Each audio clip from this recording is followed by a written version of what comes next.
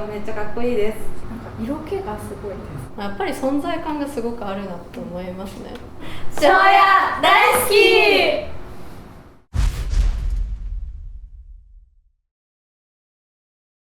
メアリーズブラッド、ネモフィラーマヒルと3つのバンドでギターを弾いてます。さきです。お願いします。はい、シンタのギターのゆいです。よろしくお願いします。はい、ギターを弾いております。やしろです。よろしくお願いします。はい、私は一番最初に世紀末がすごい好きになったので、日本のバンドで、世紀末をいろいろたどっていったら、閣下が当時の恵子さんのラジオにゲストで出られて、そこで初めてこんなに日本の女性バンドでかっこいいバンドがいるんだなっていうふうに思ったのが庄屋で、そこが一番最初に触れたところですね。私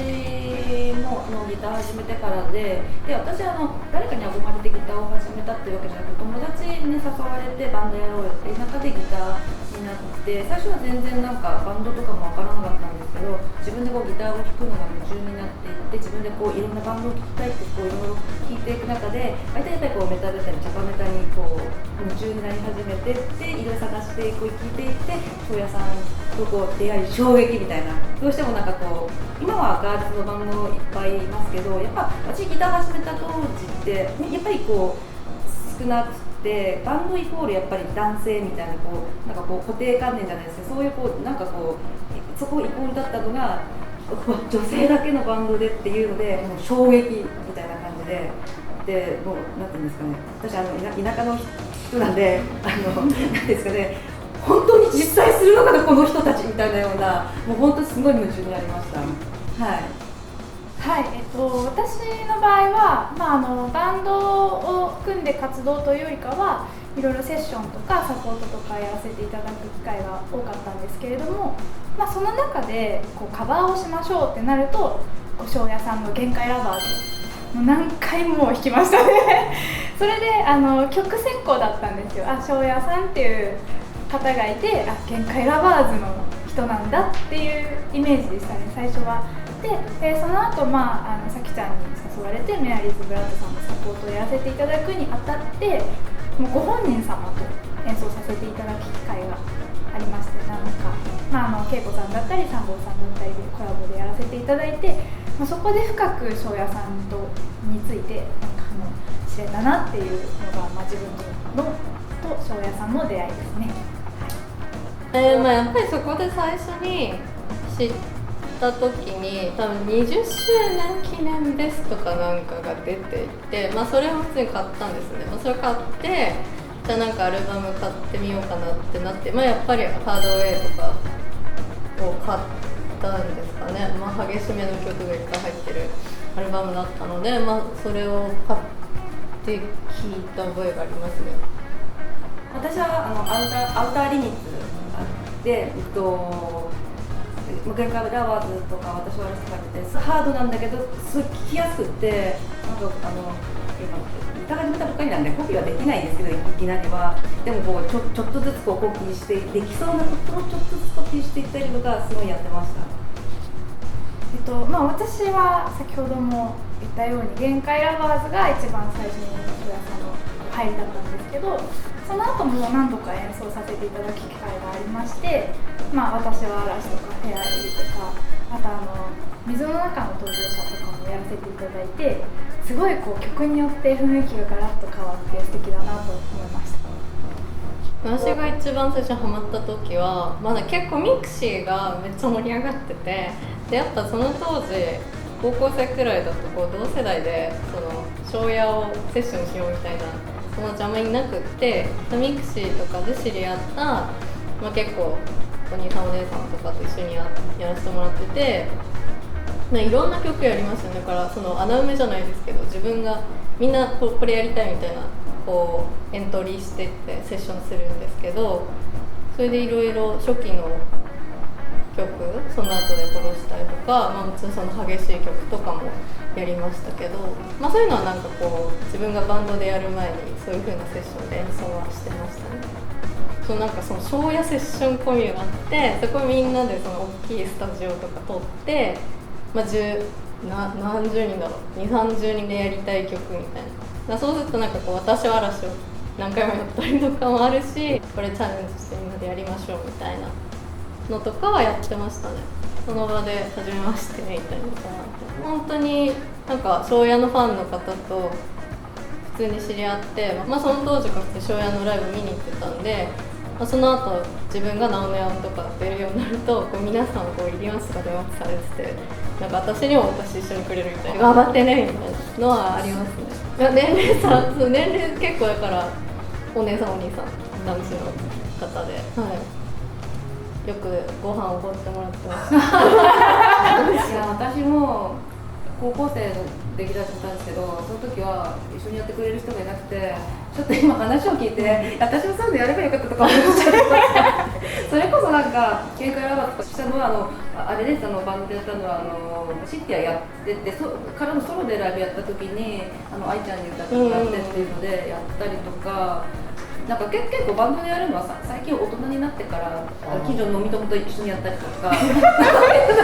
飲みが先に来るこれと同じやったりとか、割となんか昔は一人で練習してて、最近ですね、大人になってからバンドでやるようになってっていうような、そうですね、個人的にやっぱハードロック期は、リフがやっぱかっこいいし、ギャンブリングとかもすごい好きなんですよね。とかジェヌインダイヤモンドってアルバムがすごい好きで、あれのローリングプラネット3号さんのあれがめっちゃ好きで、なんか恵子さんとそう一緒にやってもらってて、私が好きだからこれは絶対やらせてくださいって言ってローリングプラネットやって、そのシンセのオケも作ったりとかして、あれは好きですね。あれも3号さんの曲じゃないかな。リフ感とかメロディーとかすごい好きで、そういうところですかね。メロディーの感じもすごい好きだし、あともメンバーさん曲じゃないんですけど、その最初の頃の秋元康さんが歌詞書かれてた頃の曲とかも結構普通に好きですね。孤独のラビリンスはキャプテンの曲だけど、なんかその時期のなんかメロディーがすごいしっかりしてるから、なんかこうスッと耳に残る感じだったりとかが好きですね。いやもうめちゃくちゃわかります。メロディーが美しいっていうのはまさにその通りだなと思いまして、で、どうしてもやっぱりこう自分はギターを弾いてるわけなのでギターに耳がいっちゃうっていうのはあるんですけど、その激しいリフとか激しいソロとかもう分かりやすく激しい曲っていうのはもちろんかっこいいんですけど、さっきコピーさせていただいたって話した水の中の逃亡者とかも、もう曲自体がすごく美しい曲で、その曲の激しさっていうのはそのハードロックみたいな激しさはないんですけど、ちょっと入ってくる3号さんのギターがめちゃくちゃグッとくるんですよね。すごいタララーみたいな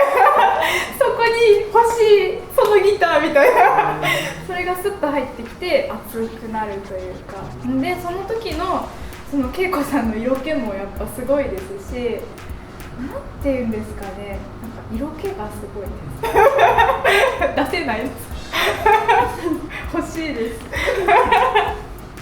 結構言われちゃったなですけど、でももちろんやっぱりギターなんでこうカウントが始まって力強いギターの力っていうのはもちろんそれはもう私もそうなんですけれども、あとライブのパフォーマンスがめちゃくちゃやっぱりかっこいいっていうかっていうやっぱりこう真似したいけどそのなんていうの圧巻さっていうのはやっぱりこうずっと続けられてきたからこそのこのバンドのパワーっていうか、そういうものがすごいやっぱりご一緒させていただいた時とかもそうですし、すごくやっぱり感じて憧れですから、そういうところにやっぱりこうすごいっていう思いま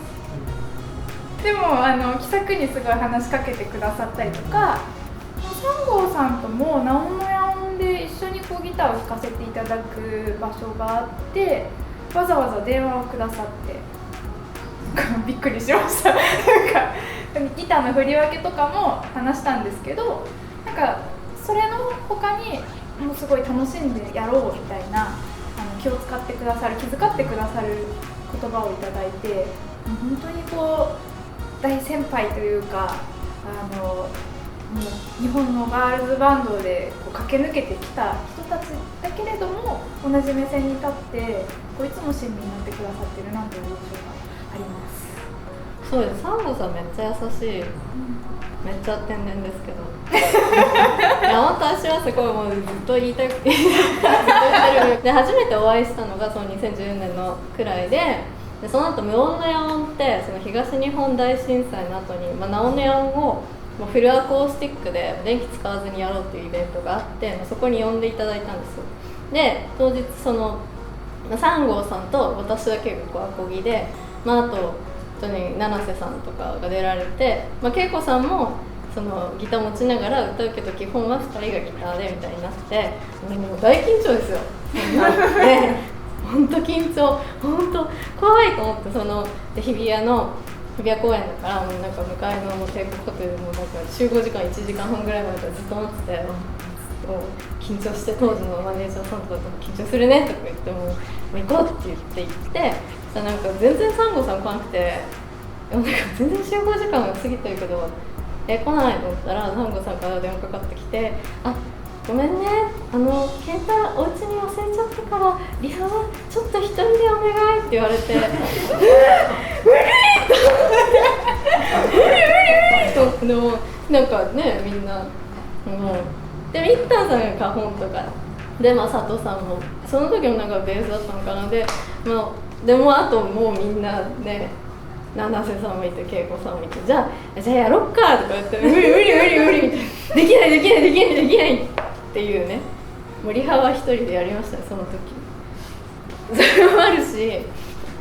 なんか府中でライブがあって、見に行ってたんですよ。サンゴさんライブがあってで朝までサンゴさんと飲んでて、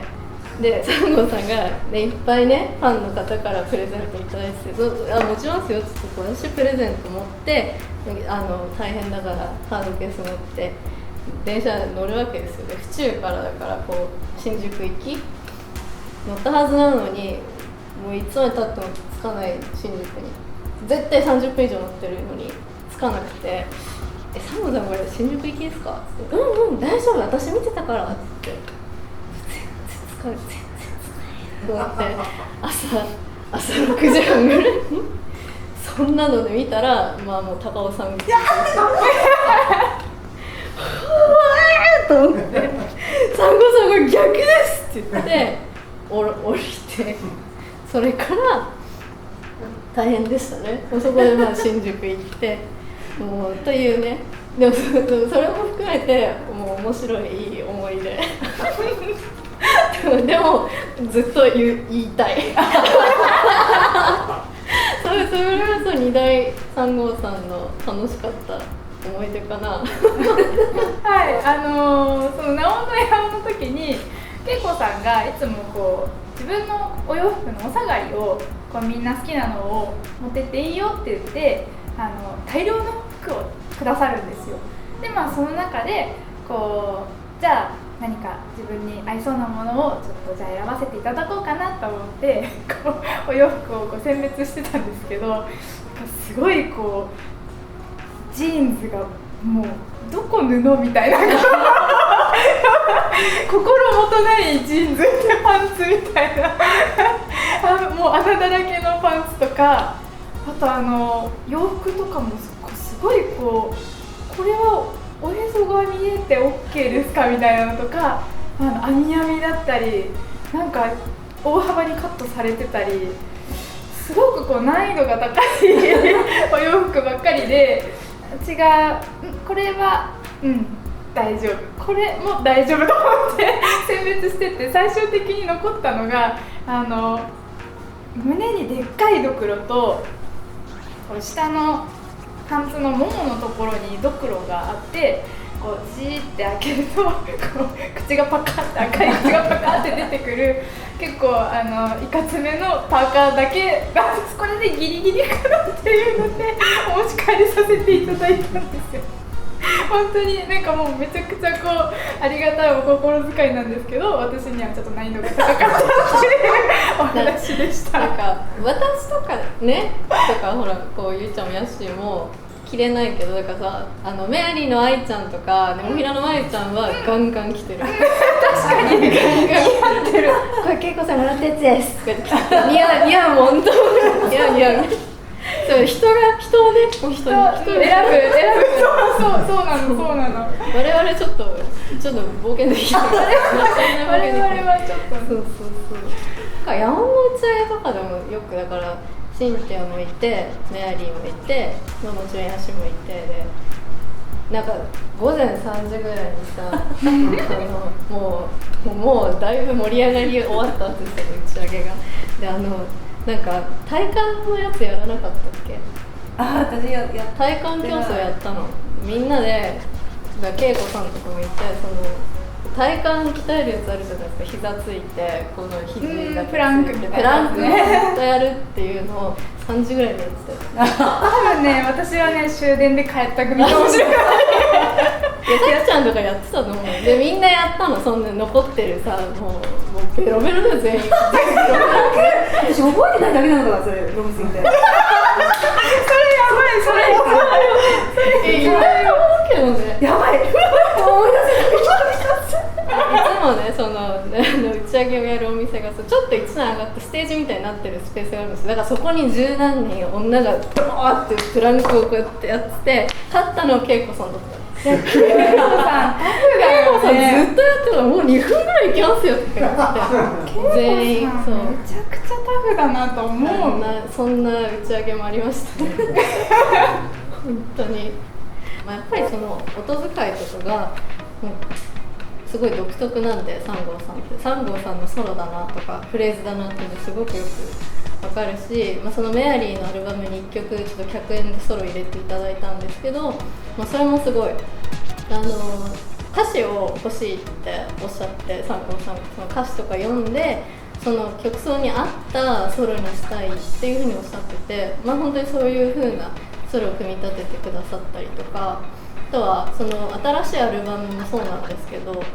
新しいアルバムとか特に結構今回は今までみたいな普段のそのマーシャル鳴らしてじゃなくて多分リアンプでやられたと思うので、音の感じが今までと全然違うんですけど、まあ、それでもちゃんとそのフレージングとかが3号さんのフレーズだし、そういうなんかまあ音色もねもちろん特色すごくあるんですけど、そういうところにこう3号さんらしさが出る素晴らしい方だなと思う。私もその3号さんのフレーズなとかギターソロでも3号さんのフレーズになってるのはすごいこう思います。だからなんかこう例えばこうコピーとかしててもなんかこう分かるんだけどなんか難しいみたいなようなのとかがすごい私結構影響された。リフもそうなんですけれども、なんかやっぱシンディアの曲とかもやっぱりすごくこうシンプルなんだけどすごく力強いリフっていうのが私すごい影響を受けました。はい。私もそのチェンジ・ザ・フェイトで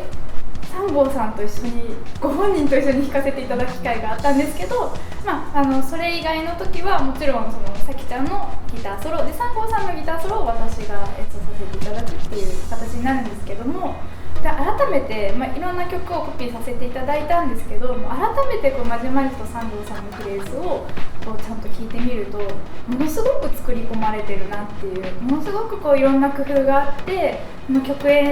対しての理解とかそういうのも含めてちゃんとその作り込まれて考えられていて、もう何本もギターが重なってたりしてこれどうしよう一人で弾くのとか思ったりもするんですけど、でも実際一緒に演奏させていただいたり演奏を見させていただくとすごいこう迷いがないというか、潔いもう勢いがすごいとかじゃなくて勢いだけとかじゃなくてちゃんと作り込まれた上で迷いがないこうプレーをされるので、その音とかプレーに対して説得力があるなと思って、かっこよさ説得力ってやっぱなかなか出そうと思って出せるものではないのでめちゃくちゃしびれましたねはい。なんか、まあ、有名な曲っていうことでいうと、まあ、私嵐のソロとかもなんか不思議、その多分普通のギタリストってこうやっぱねペンタ主体になると思うんですけど、なんかそんなにこうペンタトニックな感じもしないし、でもじゃあなんかここリディアン使っとくかみたいな感じでもないというか、だからその多分その曲調だったりとか曲の流れだったりとか、まあ、そういうことをすごく重視してるんだろうなっていうフレーズなんですよね。あとなんかタイム感がすごい独特な気はします。一般的なギタリストのソロよりなんかこうため感もそうですけど、なんかそういうところが難しいなと思います。あでもそうわかります。なんていうか曲にやっぱりこうの流れっていうかに沿ってのギターソロってちゃんとこう意味がある部分っていうか、そのに対してこう発想ってその作り込むっていうことにやっぱりプラスでこう発想っていうかなんか全然他の方と違うなっていうのはすごい思う部分でこうすごい難しいっていうのが私的にそういう感じです。なんか普段はすごいこう穏やかな方なので、めちゃくちゃこう気さくで穏やかで優しいっていう感じで、ほのぼのとしてる感じすごいなんか可愛らしい感じの方なんですけど、もういざステージに立つとなんか目つきなのかこう立ち振る舞いなのかっていうのがガラッと変わるので、それはやっぱかっこいいなと思いますね。こんななんかほのぼのお茶でもどうみたいな感じのタイプに見えるのにいやもうでもギターをこうシュッてバンって佐藤さんと一緒に回されるのとかはもう何回見ててもやっぱおーってきたーって思いますね。あそこ熱くなります。私もなんかギター持ってステージにボーンって立ってるだけでうわーってこうなりますだから、まあやっぱりそのナオンナヤンってこうギタリストがこう何人もいるんですけど、3号さんの音はもう絶対わかる。3号さんが弾いてたら3号さんの音だなって思うし、なんかその音の太さだったりとか、やっぱり存在感がすごくあるなと思いますね。別にその威圧感があるとかじゃなくてなんかそういう意味で怖いとかではなくて、ちゃんと存在感があるなと思います。いつも3号さんの音めちゃくちゃ太いんですよ。だから低音感とかが B キャビ使ってるのかな。でなんか前もその話をちょっとしたんですけど、 B キャビ使ってて、その下の感じロー感だったりとか、あとはなんかメサ使ってたこともあると思うんですけど、ジャーンって弾いた時のグオーっていう音圧感がすごい強いんですよね。でそれがバッキングだけじゃなくてソロとかでもしっかりあるんで、あとはなんかすごいディレイ感もめっちゃ特徴ある気がしますね。ライブとかで聞くと特に、割と深めな感じのディレイなんで、ライブで聞くとよりこのフレーズのちょっと不思議な箇所とかはもっと不思議な感じに聞こえるし、メロディーが立ってるところはもっとメロディー綺麗に聞こえるしみたいなのはすごい特徴的じゃないかなと思います。でも音圧っていうのはすごいすごいなと思います。そのステージにナオンナヤンで並んで演奏する時とかもバシバシきます。すごいわかるバシバシくる感じだからでも一緒にやらせていただいてすっごい気持ちいいです。でもやっぱり今回そのヤコブ・ハンセンがミックスをしてるっていうのがあって、今までのやっぱり庄屋のアルバムと全然違うなっていうのをすごい思ったんですよ。今までのってやっぱりハードロックっていうイメージはすごく強くて、なんかシンセの音も多分ヤコブ・ハンセンが作ってるのかなと思うんですけど、そこがすごい違うんですよね。キーボードとかシンセの抜け方がかなりなんか低感でいうとこのちょっと上目ぐらいでわーってメロファーみたいな感じでなってて、でドラムの音の感じとかもその生音感っていうよりかはしっかりトリガーでケアしながらバチバチくるみたいな、そういう音作りのってあんまり多分聞いたことなくて、あとは多分ボーカルの位置も違うと思うんですよね。本当に今時のメタルって感じで歌物感っていうか、歌がドーンってよりかはちゃんとこのまとまり感がある定位感だなっていうのをすごく思って、今までのアルバムとまずそこが全然違うなと思いました。でそのシンセの音の感じが、フレージングがパープルっぽくても音色が全然パープルっぽくないので、なんかしっかり北欧メタル感があるなっていうのが、第一印象でしたね、聞いた時の。やっぱり海外のというか全部英詞だっていうことなので、すごく雰囲気がそれだけでもガラッと変わるなって、もう聞き慣れたはずの私は嵐がすごく新鮮斬新で、またリニューアルされてる感じというか、歌詞が変わっただけじゃなくて、その楽曲的にもチャレンジというか挑戦を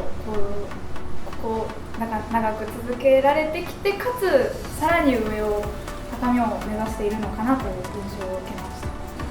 私はまずやっぱり新作を聴けるのがとても嬉しいです。一番最初私ギター始めてからこういろいろ探して聴いてっていうところからやっぱりこう新作聴けるのが嬉しいっていうのと、あとやっぱりこう常にやっぱりこう進化していくっていう形が長く続けていて、ずっと同じじゃなくてずっとこう進化し続けていくっていうのがやっぱりすごいなっていうのと、あと結構なんか楽器やってる人とかじゃなくても結構こうテレビとかに出られたりとかしてて、なんか私も知っている子で全然楽器やってない20代の子が「いや翔平超かっこいい」っていう風に言うってこう幅広い世代っていうのにこうなんだろう人気があってっていうのがやっぱりこう進化し続けるやっぱりこう秘訣でもあるしっていうかすごいなと思います。はい。いや私はキャプテン推しなんですよ。いやでもキャプテンの曲だ、いやネバーがめっちゃかっこよくて、それキャプテンの曲だと思うんですけど、キーボードソロでいつもやるんですね。タラタララみたいなのシーケンシャルのやつやってから始まって、なんかその曲がめっちゃ私はすごい好きでインタビューでも答えたんですけど、若井さんの曲が結構なんかストレートヘビーメタルみたいな感じなんですよ。とか、東京アイスクリームとかすごいビスティングラックのなんか感じとかもあって、だから今のすごいモダン 80s みたいな感じの曲と、そのメンバーさんの曲と、その佐藤さん、ミッタンさんの曲とかもあるのでサンダーとかで、その間ですごくこういい感じのこのメタル具合とその歌物感みたいなのの間にそのキャプテンの曲がめっちゃハマってるなと思って、でシンセの音もその、さっきも言いましたけど、すごい今のその北欧の音、ヤコブ・ハンセンがやってるから北欧なんですけどその感じとかもすごいかっこよくて、なんか本当に今までにないし、そのシンセがめちゃめちゃ効いてるなっていうのは思いました。なんか今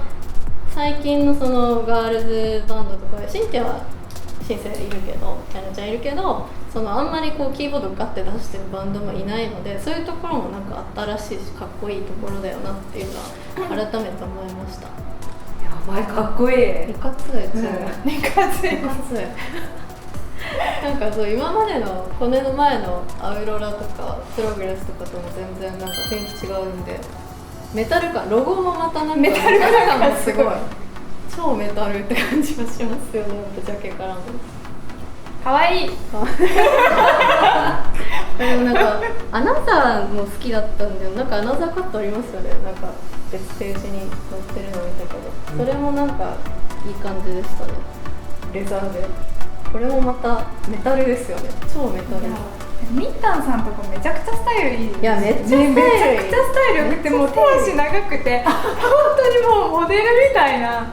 もうそれがずっと変わら、出会った時からずっと変わらずにスタイルいいな、かっこいいなっていう。そうだから佐藤さんも背高いじゃないですか。だから佐藤さんとミッタンさんがこう後ろでこうスッと立ってるのがまたかっこよくて、かっ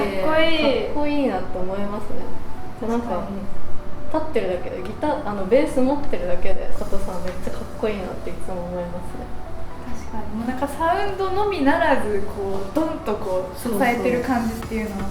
あるよね。この衣装のライブが見たいですね。だからやっぱりこのアルバムの新作の中の曲が他の今までの曲とかですよね。私は嵐は入ってますけど、ライブで並んだ時にどういう風に聞こえるんだろうとか思うので、やっぱりそれは聴いてみたいなって思いますね。なんかやっぱりそのメタルっぽいというか、そのメタルな曲がすごい多いので、その曲と他の